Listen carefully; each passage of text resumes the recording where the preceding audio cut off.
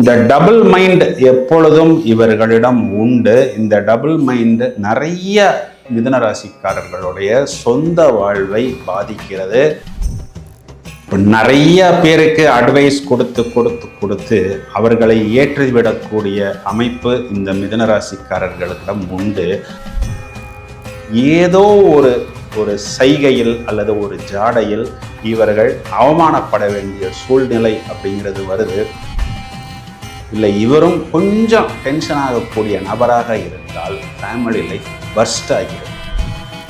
இப்போ நான் சொன்ன இந்த அனைத்து விஷயங்களிலும் மிதுன ராசிக்காரர்கள் புத்திசாலிகளாக இருந்தாலும் தாங்கள் சிக்குகிறோம் என்று தெரியாமலே சிக்கிக்கொள்ள வேண்டிய ஒரு அமைப்பு என்பது இவர்களுக்கு ஏற்படுகிறது. ஆத்திரக்காரனுக்கு புத்தி மட்டு. ரொம்பவும் வேகமாக போகும் பொழுது போன வேகத்தில் நாம் கீழே வர வேண்டிய ஒரு சூழ்நிலை என்பது ஏற்படும்.